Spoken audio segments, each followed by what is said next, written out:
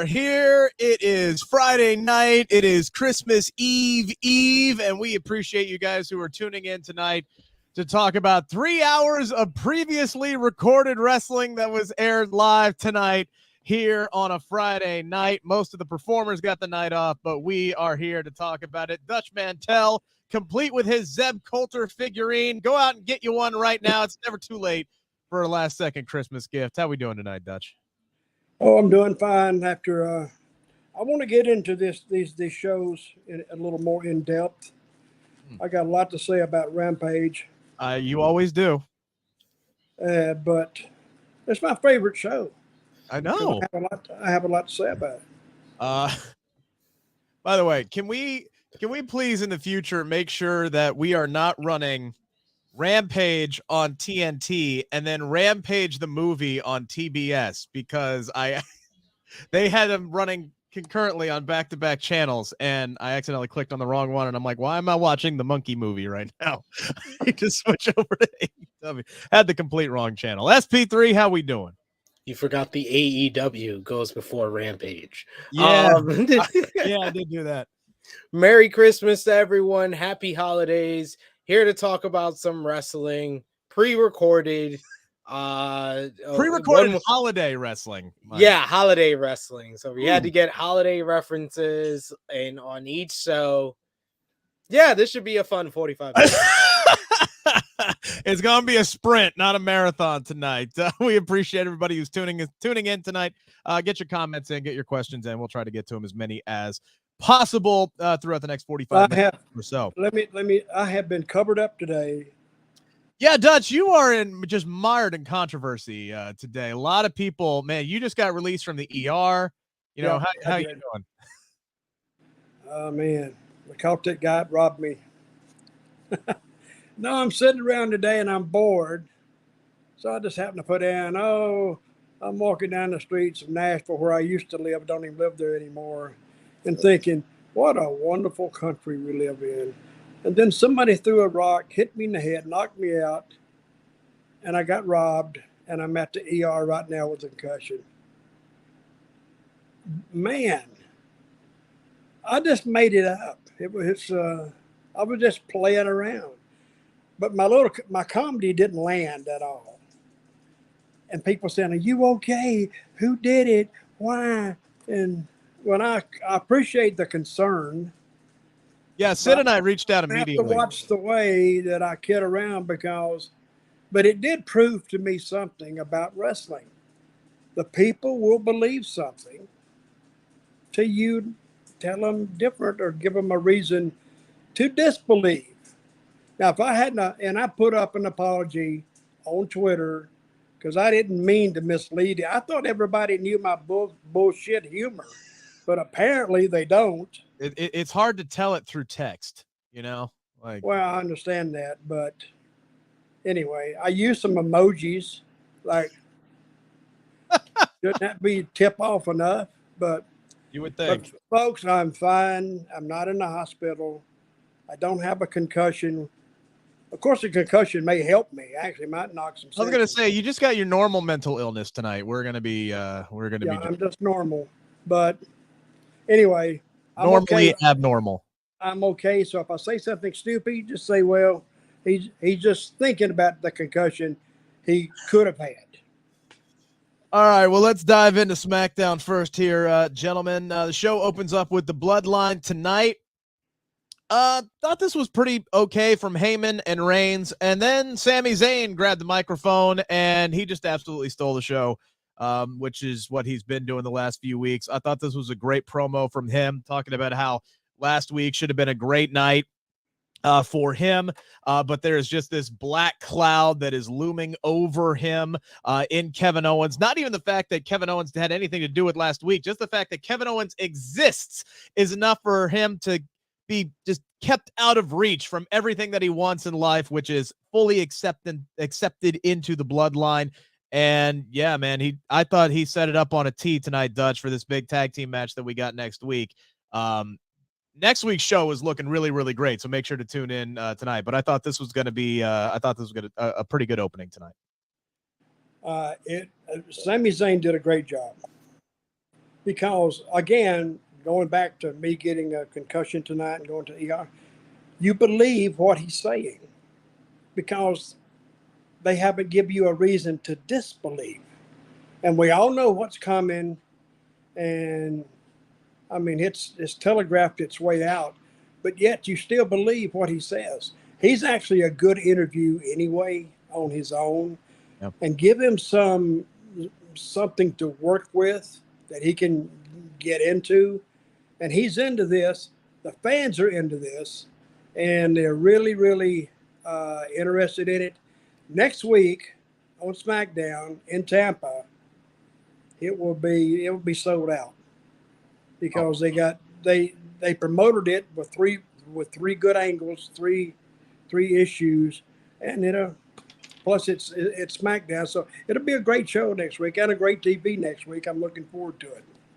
Yeah, SP3, this Chicago crowd was hyped up for Sammy. They were chanting his name before he even got the microphone. And tonight he wasn't shy about calling out the fact that he's over AF right now, which I found very interesting. He kind of put himself over there a little bit more maybe than the Bloodline tonight, but he did come back around and say, hey, make sure everybody acknowledge the tribal chief. And to me, I try to read into everything. Again, maybe this comes down to Sammy just starts getting too big of a head for Roman Reigns, and that might end up being the split factor here. But I did think it was interesting that he was not shy about talking about how freaking good he is right now and how over he is.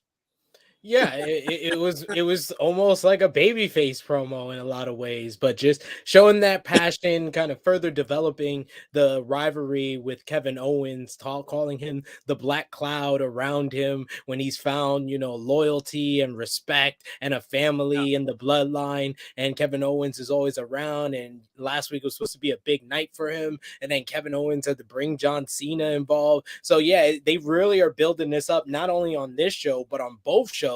Monday's Raw was dedicated to kind of pushing ahead to this big tag team match on the final SmackDown of the year. I think WWE did an excellent job of building to it, and Sami Zayn, he knocked this promo out the park. For sure, and that led to our Let first. me ask you this, guy. Yes, go While ahead. we're talking about this, what's the finish next week? What's going to happen next week?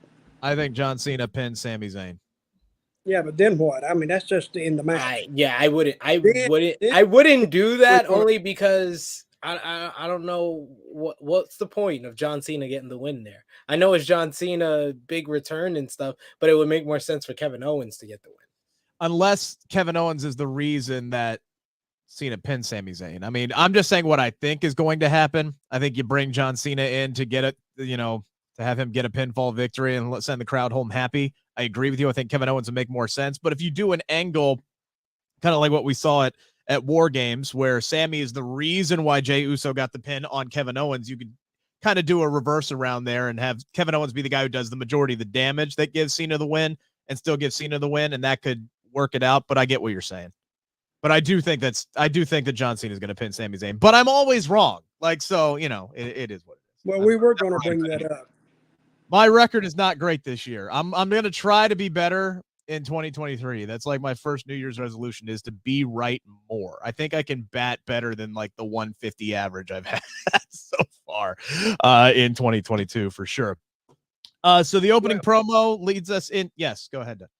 No, I'm saying I think if you leave it down to Sammy and Kevin, to where maybe that Kevin is a little reluctant to pin Sammy, and then Cena could get a little hot at him and go in there and get the pin, or something along those lines. I think as long as they stay true to the story, which they will, I think you're going to have and it may, the people are thinking about it right now, because I'm thinking about it. There's several different angles they can do with this. There's a lot of different ways that they could go. A lot of different ways. And that's the way you want an angle, that you can change on a dime. If one of the participants fell over dead, except for Sammy, it wouldn't kill it. Sammy's the key to it. Without him, you don't have an angle. All right, go ahead. I didn't mean to interrupt you. No, you're fine. That the promo led us into our first matchup of the night, which is the Usos defending the Undisputed Tag Team Championships against Dutch's Boys Hit Row. Usos get the win when they hit the 1D on Top Dollar.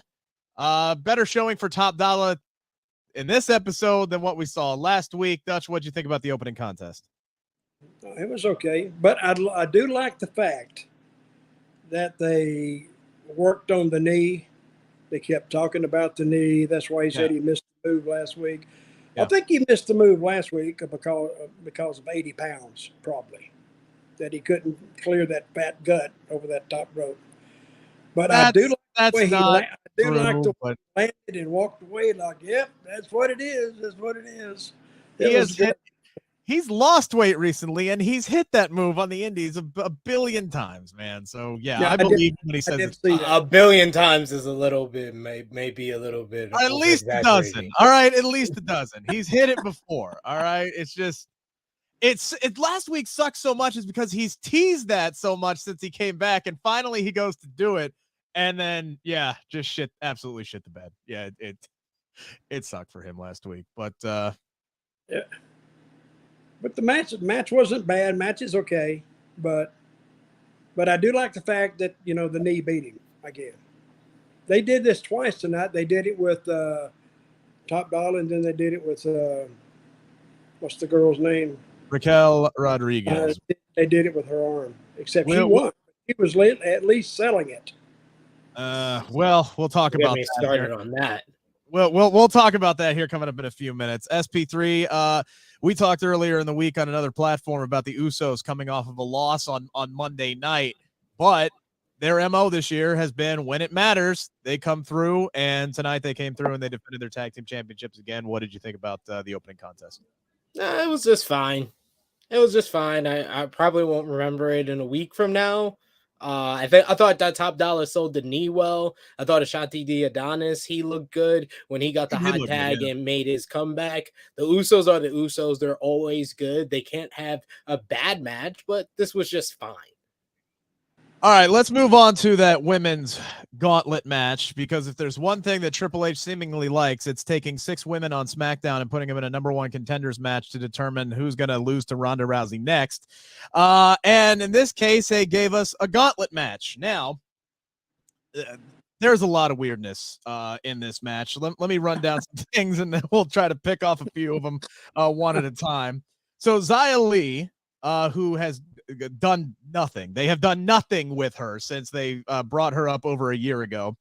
She attacks Tegan Nox last week for reasons. She opens up the match this week and defeats Emma in very short order with an incredibly sweet cyclone kick. That kick looked great. Loved it. Okay, so she beats Emma. Here comes Tegan Nox. All right, you set up the angle next week. Let's see what these two can do. Xia beats her in about 60 seconds. No fanfare whatsoever. Just in, out, on with life. Now comes Raquel. One arm and all. She's got it. She's still got a broken elbow. She's got it in a brace. It's wrapped up. She beat Xia Li. Then she beats Liv. I really did like the matchup between Raquel and Liv. I thought those two worked really well with one another. And then she beat Sonya with a really bad Tejada bomb. Sonya landed on her butt instead of on her back, and it just looked awkward. Chalk it up to shit happens. But then we get Ronda coming out saying, no, because Ronda makes the decisions now, SP3. She says, no, it's not a 6-pack, it's a 7-person challenge. You got one more opponent. Here comes Shayna Baszler. Shayna Baszler comes down, beats on her for about 30 seconds, poses to the crowd, and then Raquel rolls her up and pins her in a full fashion of, why the fuck did you even do that? Regardless, Raquel Rodriguez wins the damn match, so she gets her title shot next week on the 30th episode instead of at the Royal Rumble that was previously rumored to be. So now I have questions about who's actually going to be wrestling Ronda Rousey at the Royal Rumble. But I digress. There's a lot of things I'm confused about with this match. SP3, let's start with you, because the second it was brought up, you rolled your eyes. What did you have issues with? I did notice Sid rolling his eyes like this. Yeah. I mean, all the internet saw Sid roll. Even people who are watching other programs right now saw Sid roll his eyes. The match. I mean, guys, Xia Li, I'm a big fan of Xia Li. I think she's very talented. And if WWE cared about her for the past 7 months, she's been on the main roster, maybe I would have been okay with her beating two of the newest acquisitions to the SmackDown Women's Division in Emma and Tegan Knox in a matter of 3 minutes. Maybe I'd be all right with that if they had pushed her just a little bit, cared about her just a little bit. Maybe I'd be convinced that, okay, this is all right. Cyclone Kick looked fine, but that's scrapping pretty much the first half of this gauntlet.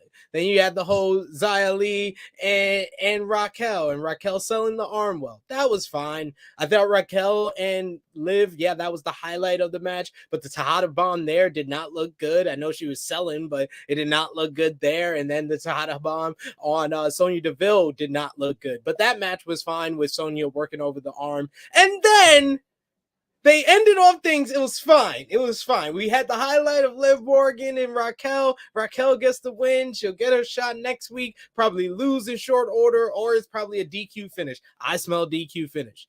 Then you have to put the cherry on top and send Shayna Baszler out there, attacks the arm, and then she starts posing like a dope and gets rolled up like nothing. She didn't even take a move. She just got rolled up. 1, 2, 3. All right, Shayna Baszler, the big muscle, the big number 2 heel on the SmackDown Women's Division. She's a dope too. So literally, you have literally just proven that everyone's a dope except for Raquel because she can beat people with one arm. She beat 4 people with one arm and was we don't use the term dope here, Sid, because of his drug influence. So we try. I was gonna say as clean as we can. Sid uses it twice, in 2 different ways in his, everyday. But still, that was my SP3. That was my big issue with this. Is honestly the booking of this entire match didn't make sense. Talking about, I don't know what the hell. First off, they're doing with Emma or Tegan Knox because it made no sense for them to be out inside of 2.5 minutes. They should be telling them bye. What they should be telling them. I don't agree with that assessment whatsoever, but the way that they have been booked since they re-signed with the company does it's baffling to me. But having Raquel, who has a broken elbow, beat 4 women makes absolutely no sense to me. None whatsoever. If anything, I'd have beat 4 women. She beat 4 women with one arm. If anything, I would if you're doing something with Xia Li, have her go longer than 2 opponents and 3 minutes before you have her get beat by Raquel. Or if you're gonna try to highlight Liv Morgan, because obviously that was the longest match that we saw of this gauntlet, have her beat 3 women, be exhausted out of her damn mind for a one-armed Raquel, and then put on that kind of match and have Raquel fall into the victory basically like she did, where she hit that modified Tejada bomb off of the Oblivion. She countered it. That's why it looked awkward. That would have been more acceptable to me, instead of just saying, here's our entire SmackDown women's roster, let's have them lose to a one-armed woman. I think it would have made more sense if you had Liv beat 3 of them, be exhausted, have that match with Raquel, and then Raquel overcomes her. And then if you want to do the angle with Shayna, it's still stupid, but okay, fine. The structure of this match did not work for me at all. I don't understand what they're doing with the other 5 women in this matchup tonight. Dutch, you've heard all points of view. What do you have to say about it? I agree with you. That's a rarity. I agree with you, but I love the match. No, what I didn't like about it is Liv getting beat, because she was starting to get over. And those are the little things that happen that derail a talent's push. Is doing stuff like that just to fit into that match, because she has a lot of fans. I think she has more fans than any of the other girls out there, except for maybe the 2 heels. I think, heels have fans too. But it was out of context, out of sync, and nobody's going to remember it anyway. But But the girl winning with the broken arm, the broken elbow, or whatever she has, it's not believable. I don't know why they would do that. And the other issue that I had with this match, and maybe I'm off base, Dutch. You would know better than me. You mentioned Raquel selling the elbow. I wanted to see her sell the elbow more. Like, I really think she could have leaned into that harder. She has a broken elbow, and she's still going through a lot of her motions and lifting up power bombs with ease. And there was like, she's put in the rings of Saturn, right? And I'm just sitting here, I'm like going, can you really like lean into it? Just she has a lot of talent. She's very good, but I think if she works on her selling and the emotions and the other little things in the ring, that's what's really going to take her to the next level. I would have liked to have seen more selling out of her tonight if she's supposed to have a broken elbow and she's wrestling 4 different women. Well, what I would do to accent that elbow is for her just to land, or they get a hold and she just taps because she can't take the elbow anymore. Just that's probably what's going to happen next week. I gotta go, because that's believable.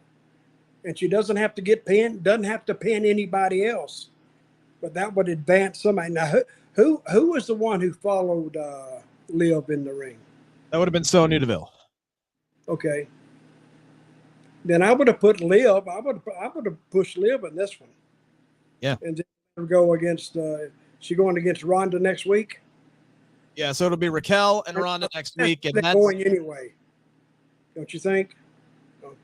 Liv. Yeah, I mean, yeah, they were always going to be going this direct ever since that Raquel got attacked backstage and they took out Shotzi. That this was the direction they were going. There were rumors it was going to be Raquel and Ronda at Royal Rumble, but the fact that they're doing it next week and they're really pushing next week as a can't miss show makes me wonder if somebody else is going to be showing up next week finally to return ahead of WrestleMania season, whether it's Charlotte or anybody else they might have up their sleeve. Because you're right, Dutch. Look, I don't think the issue on SmackDown is a lack of talent. I think all the women have talent.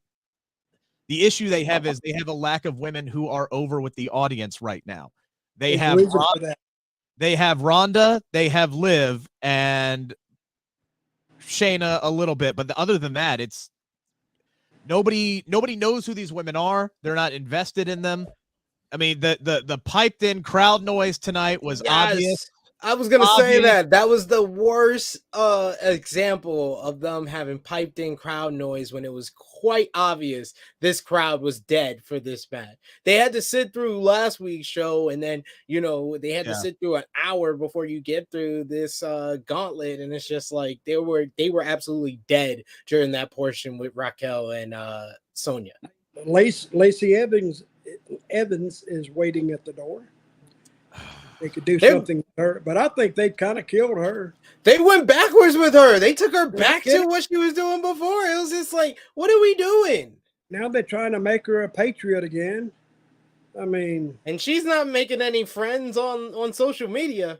Yeah, I'm a little surprised they ran that vignette this week. What do you mean she's not making friends on social media? She pissing people off? You want to tell them, Rick? So basically, I guess what happened was, all right, because I was in and out, but I guess that she posted or retweeted some videos online that basically, I'm paraphrasing here, autism didn't exist until like 10 years ago or something like that. Like autism's basically a made up thing is basically what a lot of people were getting at. Am I right about that, Sid? That's pretty much where it's at. Yeah, and then she got a ton of heat for that. Said really what it was about is she said it was some video for like organic nutrition or some stuff like that she was retweeting, and then people started tweeting a photo of her holding a box of corn dogs. It was a whole big thing that happened, and that's all I could remember, the bits and pieces, because the second I saw it out there, I just basically away. It's basically she made claims that autism is not real, and she denied autism and basically shared videos that shared that rhetoric that is quite ignorant and has been proven incorrect. Yeah. So yeah, she didn't make a whole lot of friends on social media this week. Yeah. Did you have it? Did you have any points at all? No, I mean, I'm no. gonna It go was read it was sharing of an old video that's already been basically disproven. Well, you can't believe anything now. By you saying it been disproven, it could be disproven in some areas, but somebody else could say that's the truth. But who knows? Dutch, are you telling me people lie on the internet? Like people who would be strolling down a street in Nashville and claim to be hit by a rock and I don't know why that guy. I don't know. I sent him a tweet and I said, "Hey, you need to stop that crap." that And Zeb Coulter was always a lying son of a. I think he's pissed at me. So, but I don't care. I don't like him anyway. All right. So to put a bow on this is one of the things that I hope Triple H really works on in 2023, because a lot of this, to me, the crux of this match to me is like, hey, holiday show, we need to kill a half hour. Let's put 7 women out there and, take up some time and also set up a number 1 contender. I get why the match was there. Could have been executed better, in my opinion. Overall, I didn't think the wrestling was bad outside of a few spots, but can we get back to actually focusing on character work for these women and not just continuously roll through, hey, here's a 6-pack challenge. Let's determine who's going to lose to Ronda next. Hey, here's a gauntlet match. Here are the same 6 women. Whose turn is it this week? It's like they're playing Russian roulette every week. Just spin the wheel and okay, it's Liv's turn. Okay, it's Raquel's turn. And we're just biding our time until Ronda Rousey fights Becky Lynch at WrestleMania. That's just really what it seems like they're doing right now. Instead of, I don't know, having Xia Li win a few matches over the course of 8 weeks and then set her up as a credible challenger, or the same with Emma, or the same with Tegan Nox, or whatever the hell you're trying to do with Liv Morgan right now, which is she in a tag team? Is she not in a tag team? Is she still a singles competitor? I don't know. She's lost 4 out of her last 8 matches, but she's crazy, so it's okay. They've done nothing with her being crazy. Yeah, she just smiles when she gets her ass kicked now. Like she literally told Raquel, "I'm sorry," before she kicked her in the arm. Yeah, so, I mean, that's a total babyface move. I don't know about crazy Liv Morgan anymore. Anybody that was very enthused about that, I don't know if that is the same direction they're going. Steven asking, how many women from NXT are going to the main roster to help improve the women's division? I would say Toxic Attraction, especially after the events of the past week, seems like a slam dunk to help out the tag team division. Chelsea Green is reportedly on her way back. That's going to make Dutch Mantell very happy. Oh, that's a big win for them. That girl's very. I agree. I thought she would have been great for them until she got hurt. TNA when we made her the bride who got deserted at the altar. And then we went about a 5 weeks with it, and she was getting over you could just feel it. And all of a sudden they said, no, we got to take her away from that. I said, why? It's getting old. I said, it hadn't even got started yet. So we had a big argument about that. Of course, I was about ready to leave anyway. So I said, hey, do what you want to do with it. I'm out of here. Chris says Becky versus Catering, the food and catering got bad. So I said, screw it, I'm leaving. Chris says Becky versus Rhea at WrestleMania. I wouldn't be mad at it. I don't see it happening personally. I do think Rhea has a chance to be in a title match at WrestleMania, but I think it's going to be against Bianca Belair. At least I hope that's the direction that they go. All right, gentlemen, let's talk about our weekly Bray Wyatt segment tonight. He comes down. Fireflies are out. Says LA Knight owes him an apology. He even calls out the audience. He said, look, let's be honest. Y'all thought it was me now. Y'all thought I was Uncle Howdy. And then he just stops mid-promo. And for a second, I legit thought that he effed up. Like, I thought he got lost and he was apologetic to the crowd. You, Mark. I bought it for a half second. I'm like, what the hell are you doing? Like, just talk. Yeah, the people, same thing with them. I thought he said he forgot his lie. He forgot where he was going. But it was actually, believable. And then you wonder what's going on. Then he attacks the cameraman. Yeah, which I liked because he put him in the mandible claw, which means he's keeping that in his arsenal. I always thought that was a perfect fit. So I was happy to see that. But this is another one of those things, SP3, where it's like, I don't know what is going on with Bray Wyatt from a week-to-week basis. They are definitely keeping us guessing, and it's at least right now keeping me interested. I know there are people who are thinking that this is starting to drag out a little too much, and they want to see Bray in action. Maybe we'll get there sooner rather than later. What did you make out of what you saw from Bray Wyatt tonight? I don't know if anybody can go back and watch it, but if I'm not mistaken, usually with Bray Wyatt, when he's cutting his promos, he'll have the lights down and it'll be kind of like a purple bluish tint to it. But as in the middle of his promo, it turned to the red that's known for the Fiend character. And then that's when he stopped and he started just like getting possessed again. And then he puts the mandible claw on the cameraman. So that's how I interpret it, is that he got possessed by the Fiend in that moment, because I have to go back and watch it. We're doing this immediately after watching both shows. But the thing that I peeped in watching it was, I was like, why is the color? It's a reddish color. I was like, that's different from how it usually is. And then he attacked him and stuff. I was like, I liked it. It was very intriguing to it. But it did feel like it was kind of like a segment to keep things interesting, to keep you more intrigued than being the kind of the big thing like what we got last week. Just kicking that can down the road. But that's why you're on this show, is because I didn't catch that. I completely missed that. I do want to go back and check that out now. Dutch, you what missed did you that? You missed the red tint? Oh, yeah. Missed it completely. Well, I did too, but very observant. Very observant. That's why he's the best. Yep, he is. What did you think about it, Dutch? What did you make of Mr. Bray Wyatt tonight? I think, I bitched and complained about just running through things so fast. Then when it slows down, people said, it's getting, we got to get, he hadn't worked the angle yet. The angle's still with Knight there, and then he will advance. So no need throwing it all at him right here at Christmas. They're just content filling right now. Yeah. And keeping him, he's kind of warmed up. So they're keeping him at simmer till they get ready to bust him. And then they'll do something. Definitely felt like a Christmas show, but at least they did keep some things moving tonight. Rey Mysterio was back in action, as was Angel. Always great to see Angel. I'd like to see more of him on my television screen. Rey Mysterio winning this match with a 619 and a springboard DDT. That's a nice little addition. I like that tonight. Nice and different for him. So Rey picks up the win. Good match. Rey looks as good as ever. You had Karrion Kross and Scarlett looking on there, Dutch. And then the real big setup was Emma, fresh off of her ass kicking, going up to Scarlett, saying, "Don't you disrespect Rey." And did you catch it? She said Riddick, not Madcap. She said Riddick tonight.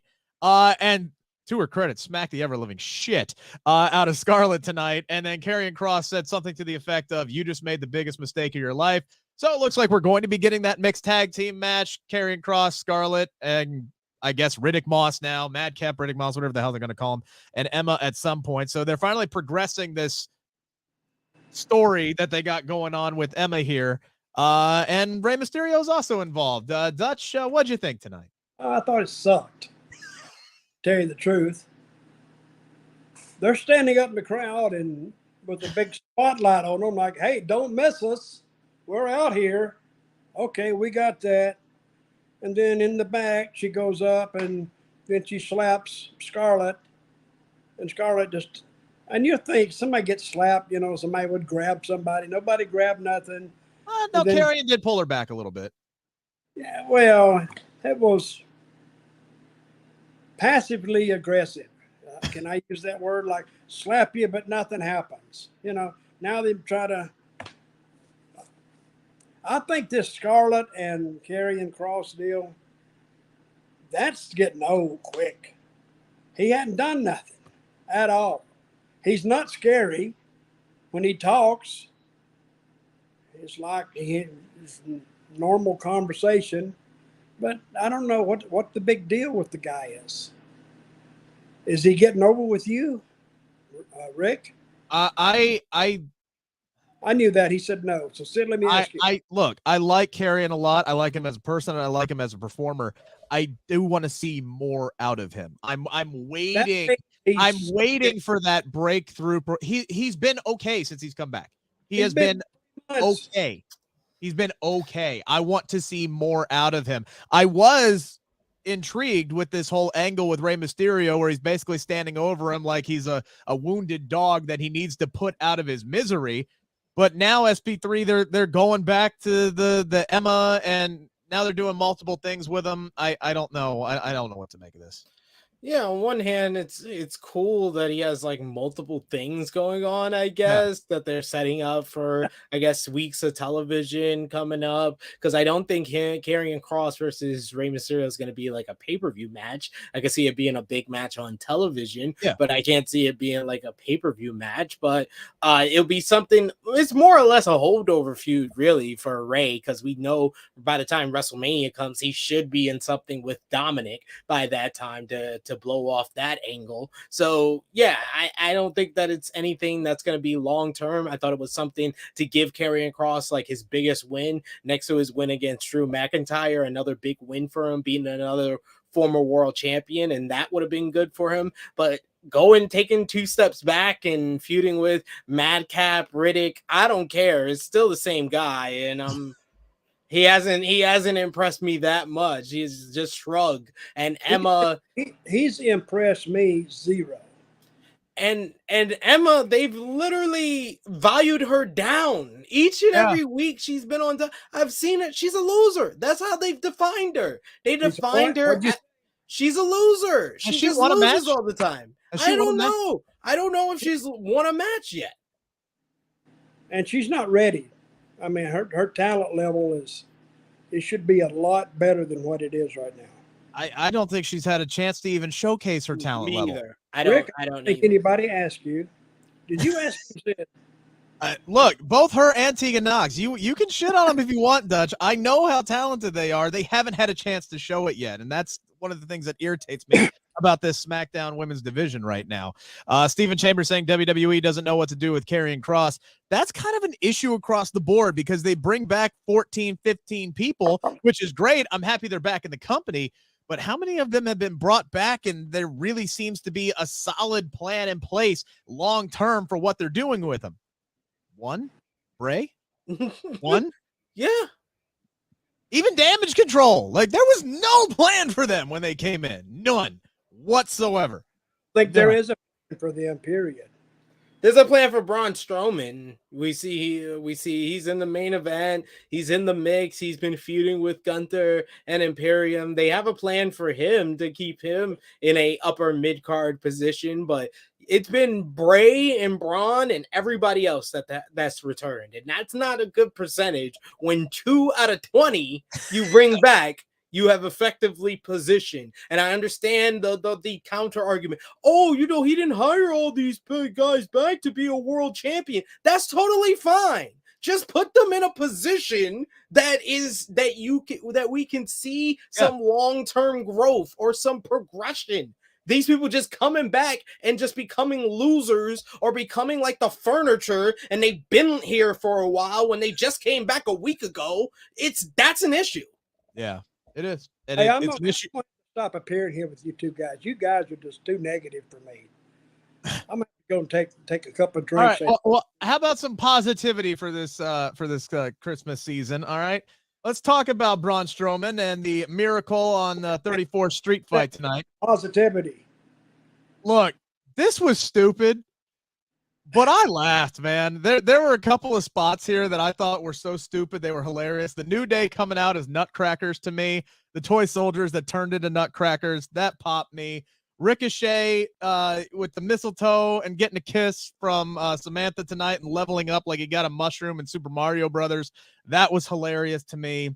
This was harmless to me. This was harmless fun. It was a house show main event, but considering it's a Christmas show, it's pre-taped. I'm fine with it. Like, this tonight was just fun for me. I didn't care about the result. I just enjoyed it. It was fun. We did have Giovanni get busted open. I think he got cut open by a Christmas tree. So that's a story he's going to have for a while. But I enjoyed this main event tonight. Didn't they say he got cut open with a punch? I might have missed that one, but he got chucked into some pine, and then all of a sudden he stands up and he's bleeding like he just got, tackled by a middle linebacker. So yeah, I think he got cut open on a Christmas tree. Those things are sharp now. I had fun with this, Dutch. What about you? No, I enjoyed the match. I'm just not a big fan of Strowman.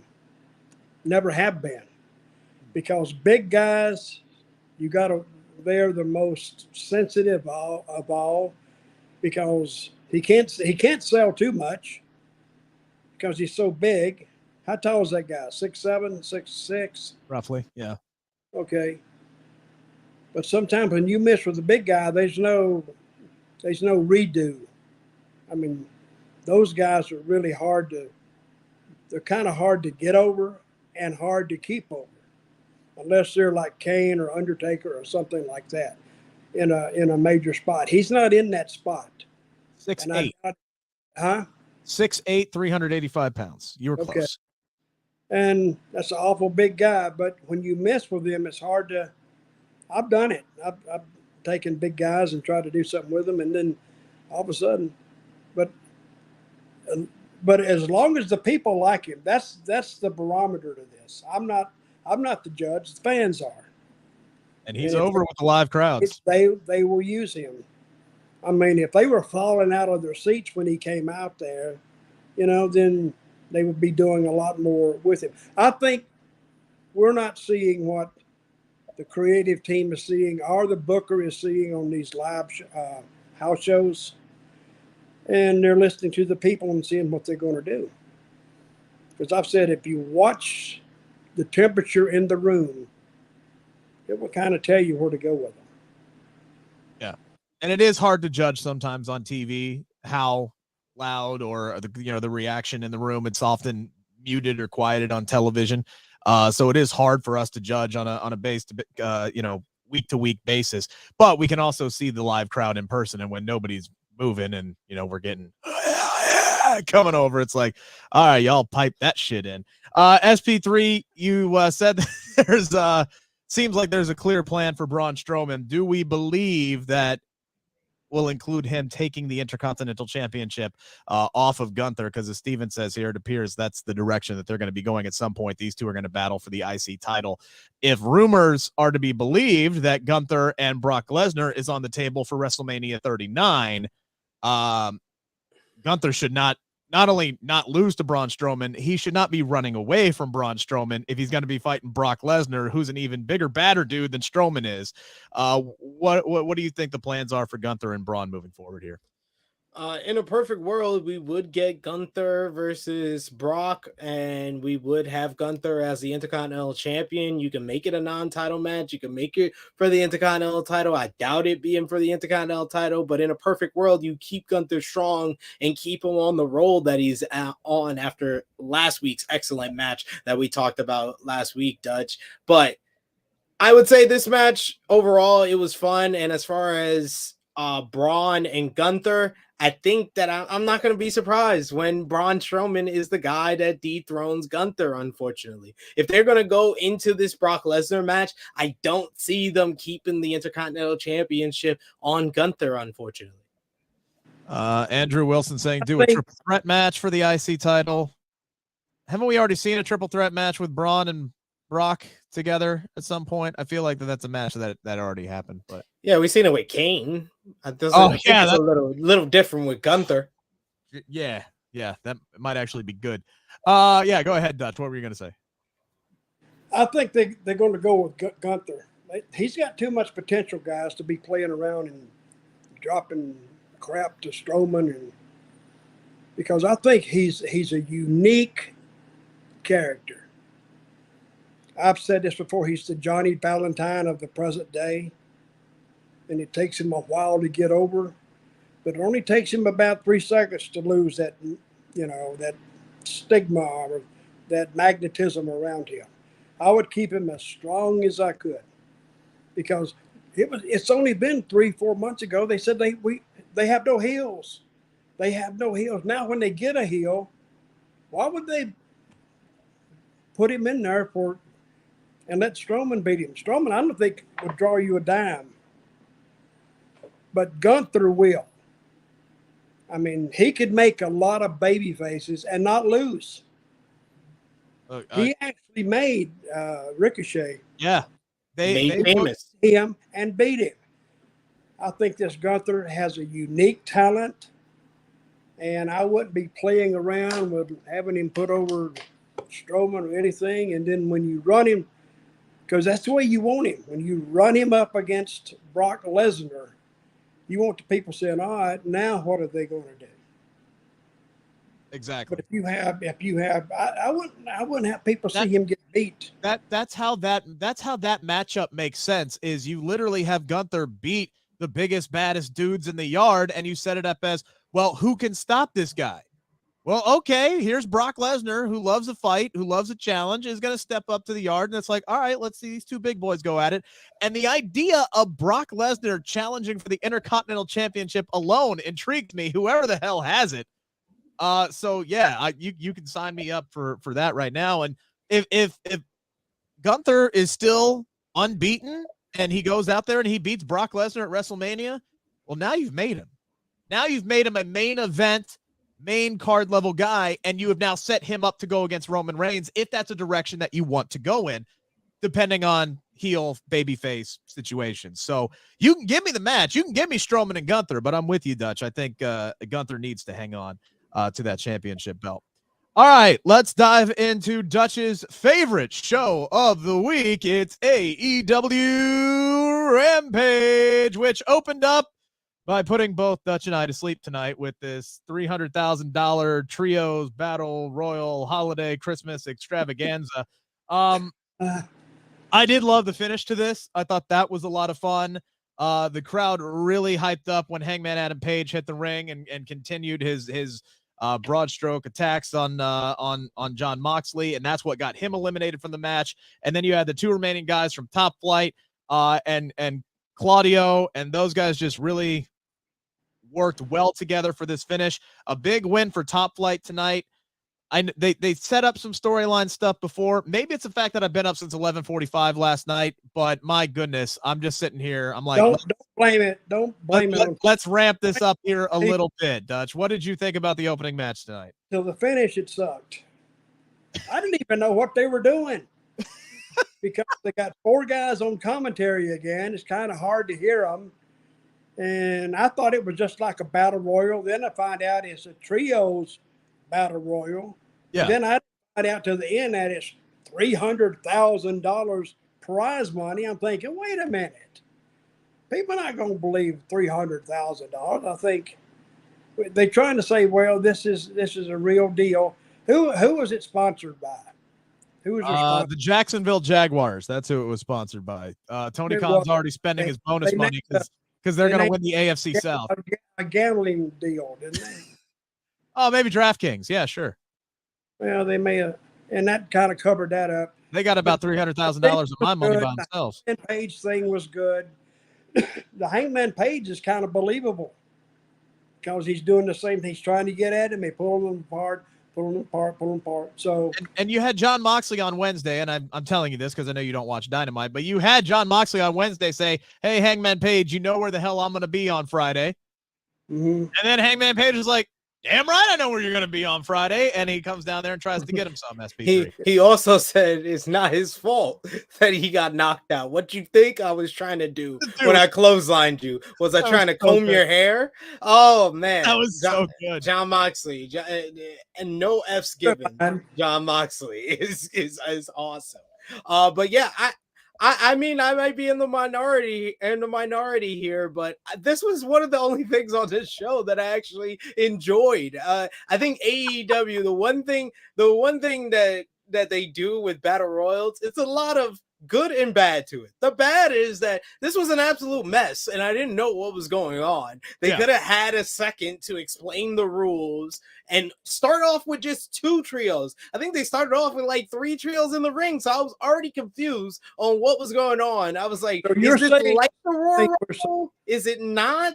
I don't know what's going on. How many minutes or seconds between? How many teams were fighting? Like I don't know what's going on at all. You mentioned it barely on Dynamite, and then you just started into the match at the beginning of the show.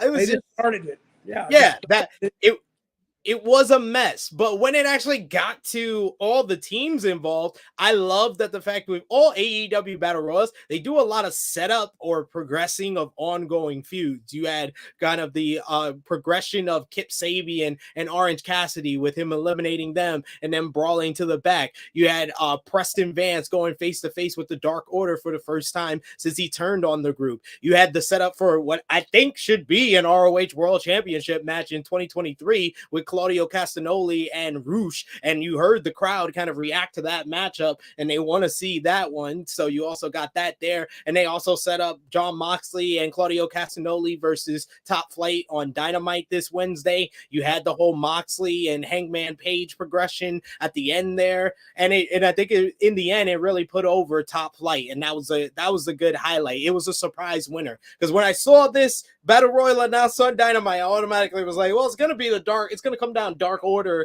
and Blackpool Combat Club, and then a new team completely won. So I like the fact that it was a surprise winner. So there was a lot of things I did like outside of the opening 10 to 12 minutes was a mess. All agreed there. Yeah, absolute mess. But and that's what got it going. That's what you try to avoid in TV is a mess at the beginning. Because if it's a mess, where the people are going to go? They're going to go. Yeah. I would have left if I could have. I just couldn't. I was just held hostage to this show. But you want it hot starting out and at the half-hour mark, because you don't want the people channel surfing. Yeah, and the look, finish was good. And see, that stuff you saw, you're a bigger fan of it than I am. But see, none of it held me. If I'm a new fan, which is what you have to get, you got to always look for new fans. But see, I didn't understand it from the beginning. Yeah, they understood it, but I didn't. Like I said, they should have started off with just 2 trios, and smartly, they should have probably started off with the Blackpool Combat Club in the match from the very beginning, because that would have made people instantly interested in it, having Moxley and Claudio in there. Maybe have them in there with like Roosh and Derlistico and Preston Vance, so you still get the story beats that they wanted to get across with the other bits there. But they should have probably started off with Blackpool Combat Club in there from the very beginning. I did like Top Flight getting the win. It didn't pick up till it was Moxley, Claudio, and the other 2 guys. Yeah. When they started, then Hangman Page came. Now it opened up then. That's actually when it started for me, because now you had some stuff going on. And what team won this? What were the Top names? Flight. Top Flight did, and I like that. Look, if you're gonna put Top Flight over Blackpool Combat Club, Battle Royal is a perfect place to do it. You know, I like them protecting Claudio and Moxley with the way they got eliminated. Claudio basically was fighting 2 guys for like 5 minutes, and it literally just came down to them just figuring out a way to kind of outsmart him to get him eliminated. He's so damn good. I love watching him wrestle. We got to see House of Black on the video screen for a little bit, planting seeds of deceit. SP3 between Eddie and Ortiz, or I guess that's what they were attempting to do.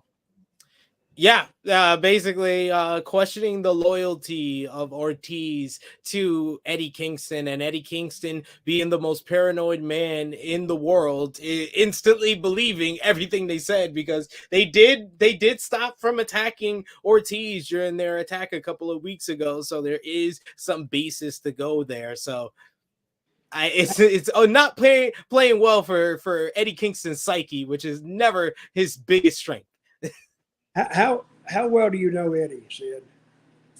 I've known of him and seen him on the independent scene here on the East Coast for like a decade. Just to sit down and talk to him, he's hilariously I mean, he's interesting just to sit and talk to.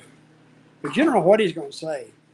Friendly as he can be, if he likes you, he's like everybody else. If he likes you, But we had him in TNA. I loved him. He went out there and do an interview one time. I'd never heard him talk. I went, why? And I had just gotten there. I said, why didn't you let this guy start talking more? And they said, well, we didn't know it either. They just put him out there, and he goes out there, and he busts this interview out of the clear. I don't think anybody told him what to say, but great talker. I love Eddie. And another thing about Eddie is you kind of believe him too. Oh yeah. And that's what it is. If you can get them to believe you or feel for you and touch them here, touch them in the heart, you got them. Well, I think he is probably one of the guys who connects the best with the audience in all of AEW. He just seems he talks with them.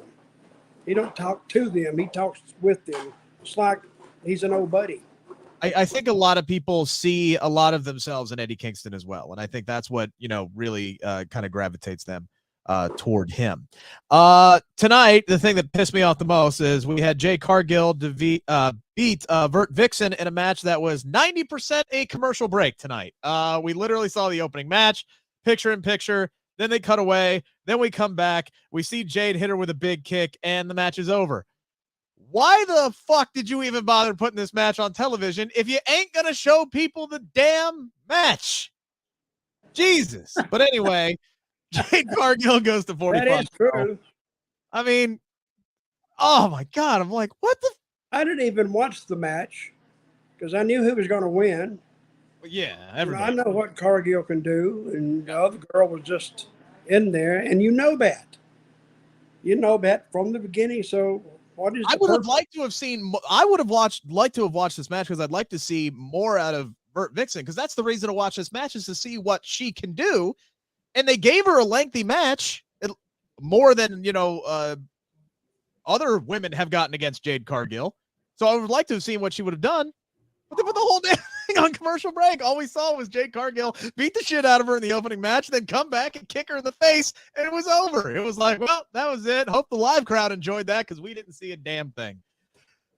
I agree. Hey, Will. Oh, sorry. Go ahead. I just want them to have a feud for Jade Cargill. Can they figure out what they're doing with Jade Cargill? This is literally kicking the can down the road to get her to 1 year as CBS champion. They are literally doing nothing to set up anything for Jade Cargill. And this match, in my opinion, we're at the point where if she's against someone like Vert Vixen, who I think is very talented, but never been on television before, would be considered someone of an unknown. Jade, it would have been more effective. Jade just came out, hit her with the pump kick, 1, 2, 3. That would have been more effective than what we saw. Giving them 5 minutes with 3 minutes in commercial is not an effective use of time. Hey, who was the girl? She's kind of a bigger girl, I'm not going to say. And they just signed her not too long ago. She had talking about Willow Nightingale. Yeah, what happened to her?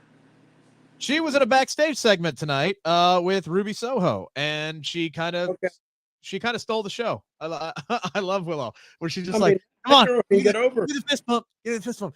Yeah, Willow Nightingale's fucking great. I would be fine if they tried to set up Willow Nightingale to be the person that finally dethrones Jade Cargill, but something tells me here, SP3, they're not setting anything up for Jade Cargill because the next person who's going to be maybe feuding with Jade Cargill maybe isn't in the company yet. Possibly somebody who might be able to match star power for star power with Jade Cargill. Possibly, maybe, sort of. I would say if they possibly would get Sasha Banks, Mercedes Moné, whatever you want to call her, Mercedes Banks. If they want to get her, that is great. That would be a huge acquisition, one of the biggest acquisitions in this company's career. But I think it would be a damn mistake if you immediately have her feud with Jade Cargill. You build. That's the match you build to. If you want to have her come in and face Britt Baker, that kind of seems like the MO of people just coming in. So that's fine. I think that's the big star that you would put against Sasha Banks just coming in. Jade, you wait, because that's the match that can give Jade kind of her star-making performance. Chris bringing up a point here. What about Red Velvet, right? We've seen her kind of making the SP3-esque eye rolls in the past couple of weeks. These are two that have feuded before in the past before Red Velvet joined up and became one of the baddies. That might be a direction that they could go in as well, but I don't see Red Velvet being the one that beats Jade Cargill. That again continues to kick the can down the road. Ask me, Rick. Ask me that Dutch, question. What do you think they do with Jade Cargill? Oh, you said, ask me, do I think that the girl should beat Cargill? Do you think that she should beat Cargill? Hell no. I don't know, but hell no. Which girl? Because we brought up like 3 different options. What are they doing with Paige? Is she going to wrestle or no? Yeah, so she's got a big tag match coming up on January 11th. She beat Dr. Britt Baker at Full Gear. That was her first match back. And now her second match is going to be January the 11th on Dynamite. It is going to be a tag team match. It is Britt Baker and Jamie Hayter against Saraya and a mystery opponent that a lot of people are speculating is either going to be Toni Storm or the pipe dream, which may not be a pipe dream, of Sasha Banks making her AEW debut. So you think that'll help them? Yes, I do. I think it'll help them.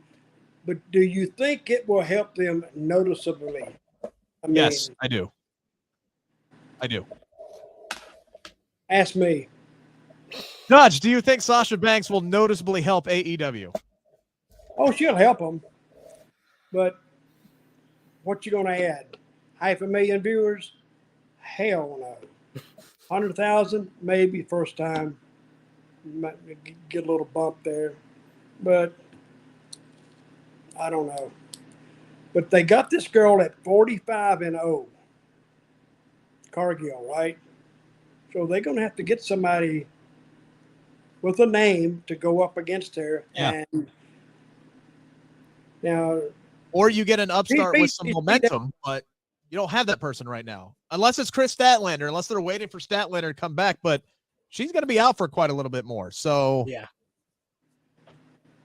Willow's the best option because she has kind of the established story already of losing to Jade twice, and then before the second time, Jade kind of mentioned like, "Oh, I already beat you. Yeah, you should go to the back of the line." And then she got a little bit closer, lost again, and it kind of fits in the AEW kind of story arcs that they do with kind of these underdogs against the established talent, like Darby losing 3 times before finally beating Cody for the TNT Championship. Or stuff like that. They can kind of mirror that with Willow finally beating Jade for the TBS Championship. I'm a big Willow fan. I like her a lot too. Chris asking about. I don't think Tony Khan can pay her enough money. She's doing about 100,000 a month on that deal. She gonna make $1 million in a week. In a week. $1 million a week. $1 million in a week. She made $500,000 within 4 days of getting canned. She's making fistloads of cash. I do think AEW is an option for her if she wants to wrestle on top of what she's getting, because Tony Khan don't give a fuck about these third-party sites. He doesn't care because half of his women's roster have them. So obviously he's cool with it. I think AEW is an option for Mandy Rose if she wants to continue wrestling, but I don't think Mandy Rose is going to be. Okay, let's talk just a second. Yes. WWE got rid of Mandy Rose because of her fans-only site. Yes. What was she doing? SP3, you want to do the breakdown? You're the one who did the deep dive research on what Mandy Rose was putting up there. Well, I did a thorough investigation of the content that she was posting on her third-party site. That is not OnlyFans. It is Fan Time. It's very grueling for me to even recap what I was, had to see. It went against her WWE agreement, WWE's agreement with Mantell, and every common decency that I have as a happily taken man. But what I did see was Mandy Rose naked in a pool fully naked, completely naked in a pool. No sensory, no filters. I did see Mandy Rose naked in a shower, but her private parts were slightly hidden, and her significant other was in the shower with her, and his private parts were hidden by her posterior. And I also saw, her top nipple, and I saw her butt in different positions. No sexual acts. I saw simulated sexual acts being done. But that was enough for them to dump her from WWE. Apparently so. Yeah. Well, I mean, Dutch, you know this better than anybody. Because there was mention of Mattel. If a sponsor like that comes along and says, "Hey, we can't have that," yeah, that's all she wrote. Like that's the end of the day. That's it. Sponsors went out in that situation. She is making much more money there than she's making WWE. That's for damn show. And a lesser schedule, I guess. Yeah, she makes her own hours, literally. So yeah, good for her. And she's running her donut business with Sonya Deville. So she's got plenty of irons in the fire right now. She don't need to wrestle, but she might want to. Who knows? All right, she likes wrestling because it keeps her name out there. That's true. 100%. And she gets paid to do it. I mean, free advertisement. She's not advertise herself; they're doing it for her. So, hell, WWE did her a favor by releasing her. She quadrupled her subscribers. That story went everywhere. That's a fucking billboard at free advertising right there. They made her $1 million by releasing her. Yeah, don't you know everybody ran to that site and said, "What the hell is that girl doing? What the hell?" I spent like $100. Oh, sorry. I am sure. I didn't do it. I'm sure Mandy Rose sent Shawn Michaels a nice muffin basket. All right, we are running out of time here, or maybe some donuts. We are running out of time here. Actually, we're way over on time. So, SP3, what did we think about the main event tonight? Billy Gunn gets hit with one of the worst low blows I've ever seen, and then he takes a lethal injection, and Jay Lethal gets the win for himself and Mr. Jeff Jarrett tonight.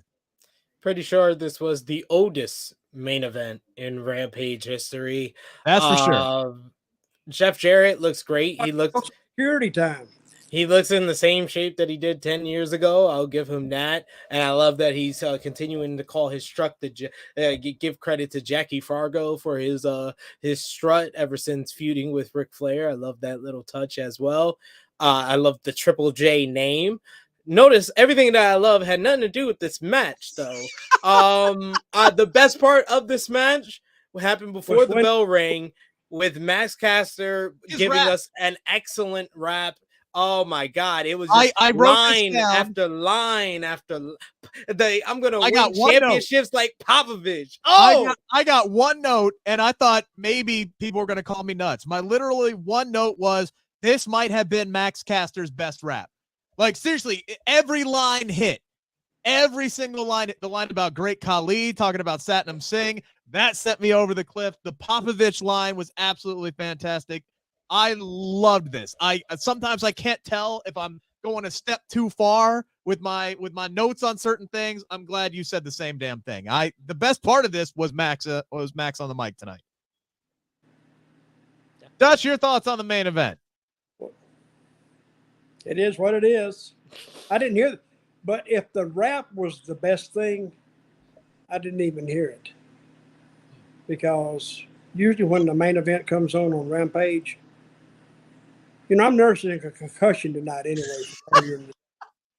That's what the internet told me. Well, that's what they say. Yeah. But usually when the last match on Rampage comes up, I'm having to get in here and work on this damn handheld damn computer setup I got here. So I usually miss the main event. You know what I've noticed here, Dutch, is like, how like if you continuously do something, you get better at it. I've noticed that. I've noticed you're getting worse at the setup, so you miss more of Rampage. That's what I've noticed. Yeah, and hey, it might get so bad, I may have to start missing half of it. I mean, I got to start at the 30-minute mark, getting ready. But it's I like to see Billy and Jeff in there because they said they had like 60 years between them. That's probably true. Yeah, in the business, yeah. I know Jeff's been in since, I don't know, the 80s. And I've I seen Billy on my television since he's '94. been since the early 90s. So, but you had a lot of experience in that ring. So, and it was Jeff and Sanjay against who?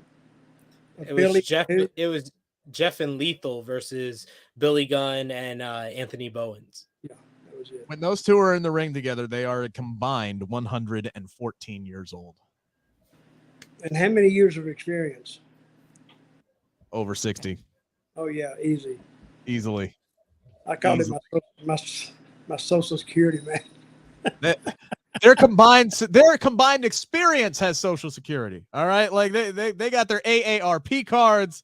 They got everything. They're getting discounts at the airport. Billy. Billy is 59. And Jeff is what? 55. Okay. Billy Gunn is I'm gonna tell you 59. what, look at the guys.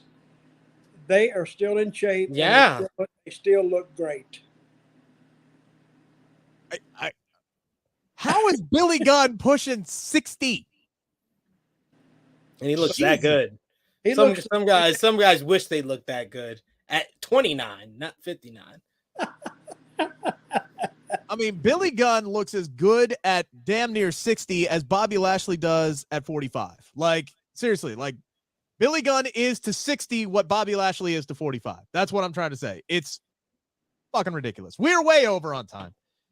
Guys, let's go. Let's get out of here. It's always a pleasure to talk to both of you. We'll be back next week for what is being billed as a can't miss show. John Cena is going to be in action. We got title matches next week. Going to be a big show. We'll be back at 11:05 next week talking about that huge SmackDown, and much to Dutch's chagrin, we'll also be talking about Rampage as well. And yes, Ozzy, go Bengals, beat the hell out of the Patriots tomorrow. Thank you guys so much for tuning in. Have a great, happy holiday weekend. Merry Christmas. Be safe. If you're in one of these places that got blanketed by snow, you just stay inside. It's -30 where I'm at right now. Please, and it's cold in my office, so I want to get the hell out of here. Yes. God. Yeah. I was outside for all of five minutes today. I had to blow up my tire because, of course, I lost air in my damn tire on today of all days. I thought my hands were frostbit. Like I could not move them. I could not feel them for 45 minutes after being outside for 5 minutes. It was fucking ridiculous today. Anywho, so hopefully you're warm, you're safe, you're by a fire, you're with your loved ones. Have a great Christmas weekend, everybody. We'll talk to you next week.